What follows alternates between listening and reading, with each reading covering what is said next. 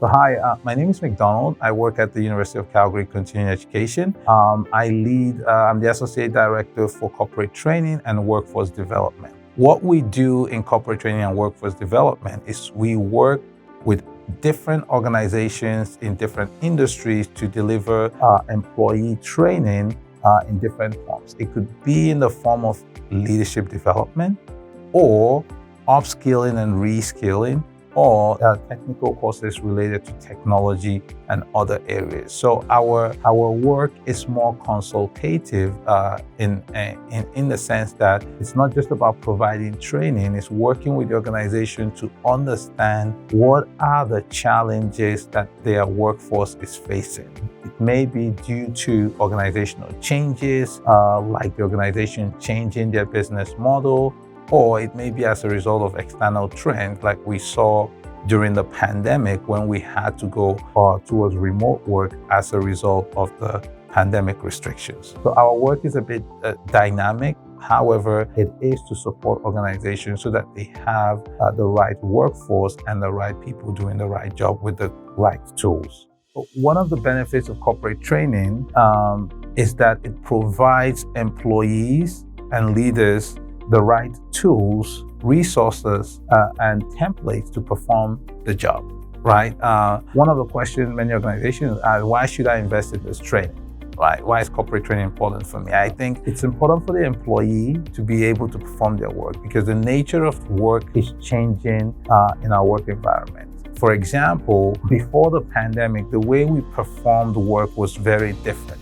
Some of us used to go into the office, but then the pandemic restrictions came and we then had to work remote. And many people are beginning to realize we all may need different skills and different tools to approach the way we perform our different jobs. And this is where corporate training comes in because you can get real-time training templates, tools, and resources to be able to perform the jobs. And I think this is one of the reasons corporate training, especially as it relates to employee training, provides benefits to the organization. The second reason why employers should invest in employee training is that the interactions that happen at the workplace has evolved.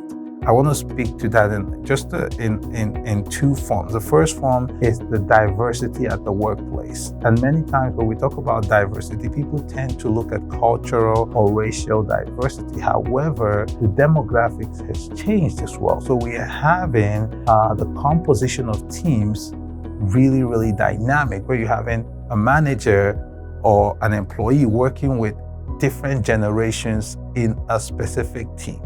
That interaction has changed, and a lot of people do not actually have the skill set to navigate that generational difference. This is a critical component where some of our corporate training attack. Not just, when we talk about diversity, we look at it from different angles. There's also diversity that relates to neurodiversity, like people with dyslexia, people with ADHD. How do they manage in the work environment? It's very, very different. This is one of the reasons we say employers should invest. You invest in training to support your employees to navigate the different interactions that are evolving in the workplace, right? And so that is the second reason why we say employers invest. So the first is because the nature of work has changed and because you're supporting your employees with the right tools to navigate the changes that either your organization is bringing or the external environment is bringing. The second reason is that you're supporting your employees to develop or update their skills so that they're able to navigate the complex interactions or soft skills appropriate interactions that we have at the workplace. Those are some of the key reasons I think employers are now investing in training so that they're supporting the work and that they're supporting interaction that helps develop the organizational culture. So our frontline leadership program is suitable for leaders who work on the front line. And I know for different organizations, depending on the size of the organization, the title frontline may look different. But if you think about frontline leadership in a general term, our program is suitable for people who are first-time supervisors, first-time managers, first time in a leadership role. However, though, people who are experienced supervisors, managers, and even some directors, if you're working in a small company, can actually take these trainings. The key point around the Frontline Leader program is that it provides leaders, even though it's targeted to the frontline, it provides leaders generally the right resources to perform their management and leadership roles. Now, most of the courses are targeted for operations, leading people, leading others, and even leading yourself in terms of self-reflection on the things that you bring to your leadership position. The Emerging Leader program is for people who are exploring team leadership options. If you're somebody that want to understand about the concept of leadership, or you're already in leadership and you're reflecting on your leadership approach and who you want to become as a leader, the Emerging Leader is really, really good for you. We see a lot of people who are supervisors and managers take many of the courses in the Emerging Leader program, and that is not a bad thing because many of the courses and the topics in the program are targeted to improve leadership skills. Now, if people who take the certificate, it is beneficial for people who are transitioning or thinking about transitioning into a leadership role.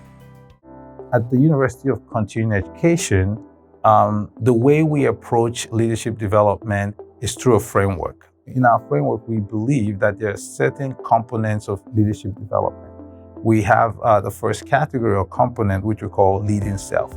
The topics and the courses around leading self is about taking you into giving you a deeper reflection on who you are as a leader, what are your strengths, and what you bring to the table as a leader, and what are some gaps, or as we call it, areas of improvement. So we believe taking that leadership starts with self. You cannot give people what you don't have, especially as a leader, right? Because many times leadership is not about power, but it's about, leading and championing other people to become the best that they are. And in many cases, understanding your strengths is a key component of the leadership experience, which is why we always want to start with leading self. The second aspect of our leadership framework is we believe that leading others is a critical competency that leaders need to have. So a lot of our courses and topics are centered around leading others. So as an example, how do you lead teams? Or how do you take a team from new to high performing? And then the third component is leading across the business. This is a really critical one because in our day and age, there is a lot of demands for leaders to be able to interact and work with and collaborate, as some organizations call it, with different departments. So that requires a different type of skill set because if you're leading your own team, you have that authority and power over them in many cases, if we will use that terminology. However, when you're trying to convince another leader or your peer to do some work with you, that requires like influencing skills and tools that will help them, stakeholder management approaches. And so leading across the business is a key component of our leadership framework. And the last piece is leading the business. So as a leader, you need to learn how to lead people, but you also need to know how to manage the business. And this is a critical component. And in this area, we talk about, what you have to do for financial management. This is where business acumen comes in. Having the right business acumen to run your business could incorporate things like operational management, your ability to manage change, leading change in the organization, or even your knowledge, what I call technology acumen, which is understanding the impact of digital transformation in your organization. So these are some of the critical components of what we put into our leadership development approach.